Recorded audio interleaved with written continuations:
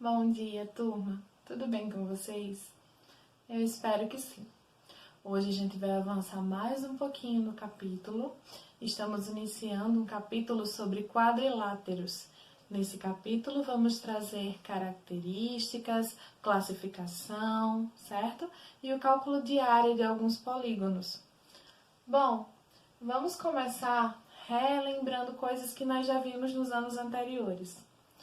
O que é um polígono? Polígono é uma linha poligonal fechada, né? Ou seja, é uma figura fechada, formada apenas por retas, certo? Bom, o quadrilátero. O quadrilátero é uma figura geométrica com 4 lados. É o caso dessa figura aqui que eu estou mostrando para vocês. Olha só, ela possui 1, 2, 3, 4 lados. Então, por isso, ela é classificada como quadriláteros. Vamos relembrar inicialmente os elementos de um quadrilátero, certo? Bom, nós temos os vértices, certo? Os vértices são os pontos de encontros entre duas retas, tá? É o lugar onde elas se cruzam, é o ponto de encontro. Os vértices, geralmente, eles são representados com letras maiúsculas do alfabeto. Então, no caso desse quadrilátero aqui, os vértices são A, B, C e D, certo?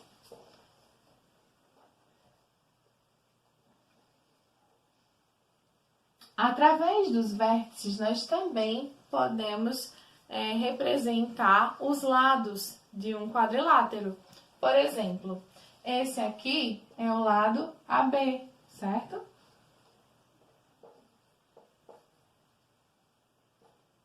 Esse é o lado BC. Aqui eu tenho o lado CD. E esse é o lado DA, porque vai do vértice D até ao vértice A, certo?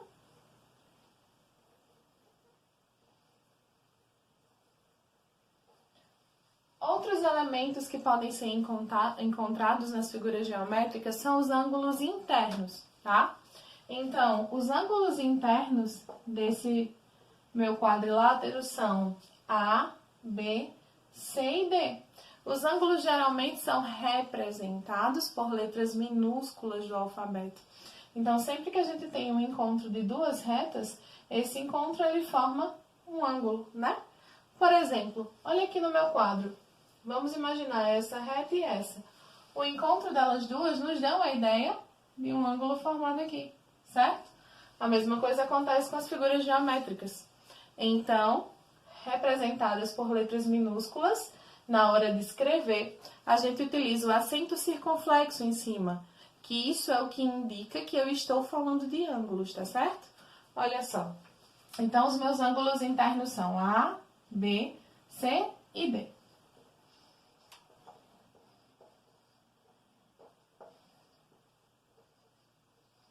Bom, assim como nas figuras geométricas, nós temos também os ângulos externos, né?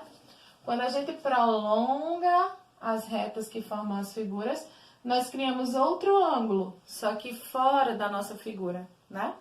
Esses recebem os nomes de ângulos externos e também são representados por letras minúsculas do alfabeto.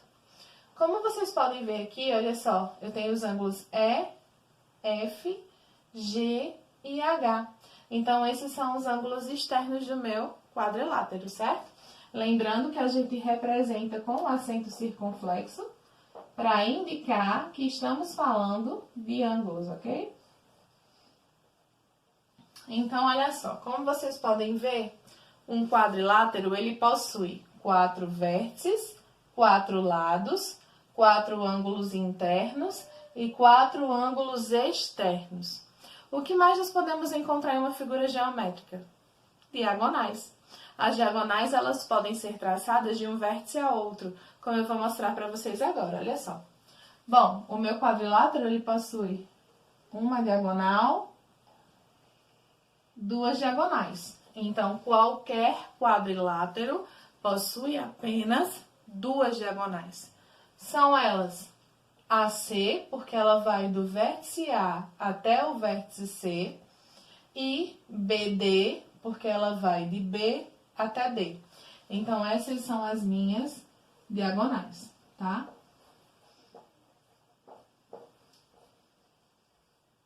Para finalizar essa parte, tenho aqui duas observações para vocês, antes de mostrar um pouco sobre a classificação, tá?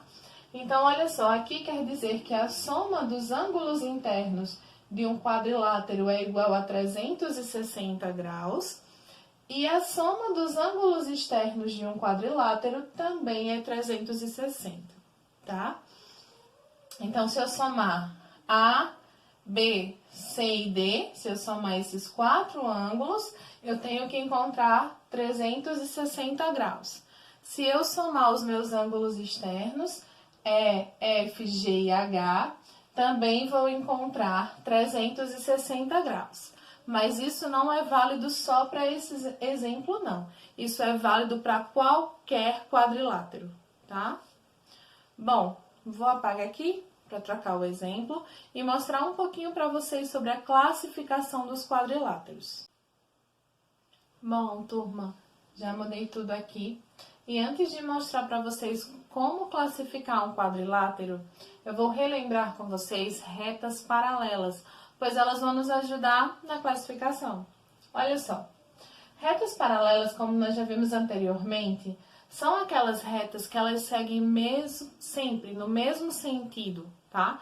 Elas vão na mesma direção, a uma mesma distância uma da outra, do início ao fim. E por mais que elas cresçam, elas nunca vão se cruzar. Elas vão sempre na mesma direção, elas vão sempre manter essa distância. Então, elas não se cruzam, tá? Olha só, independente de como elas estejam colocadas, o importante a verificar é se elas seguem o mesmo sentido e se elas estão à mesma distância do início ao fim, tá? São retas que nunca se cruzam. Essas são as retas paralelas. Bom, aqui eu tenho 3 quadriláteros, certo? Eles são classificados em paralelogramo, trapézio ou simplesmente em quadriláteros, porque em alguns casos eles nem são paralelogramos e nem são trapézios. Para que um quadrilátero seja um paralelogramo, o que a gente precisa ver? Identificar se ele tem 2 pares de retas paralelas.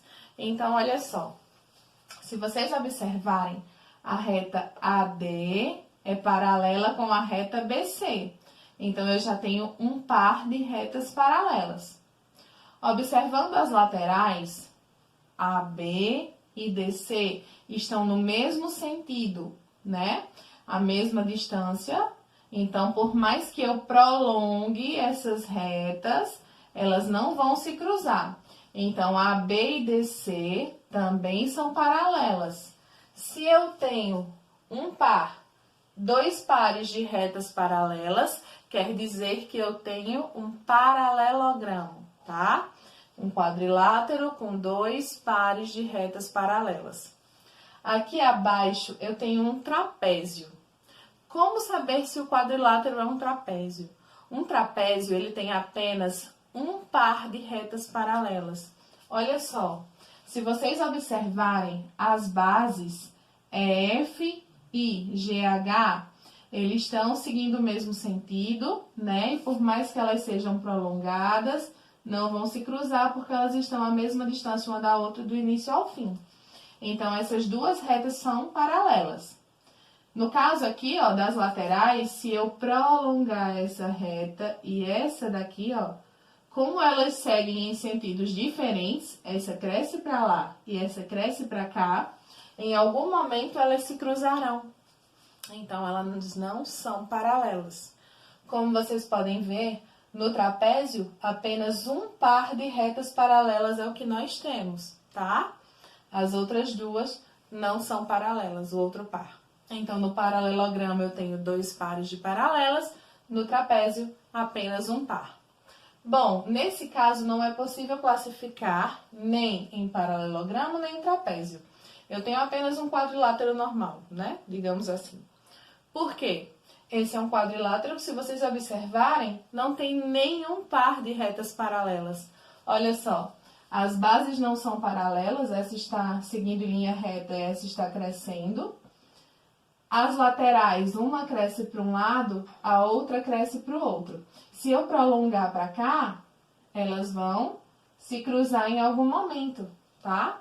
Então, a mesma coisa essa daqui, ó. Se eu for prolongando, ela vai descendo, ela vai acabar se cruzando com essa daqui. Então, nesse caso, onde eu não tenho nenhum par de retas paralelas, nós chamamos somente de quadrilátero mesmo, tá bom? Espero que tenha ficado claro. É isso por hoje. Tem uma atividade aqui na descrição. Não deixem de praticar. Lembrem da importância de praticar para entender, para descobrir onde estão as dúvidas, para que a gente possa tirar na aula online, tá bom? E quando finalizar a atividade, mandem foto para receber o visto virtual. Bom, por hoje é só. Um beijo para vocês e a gente se vê na aula online.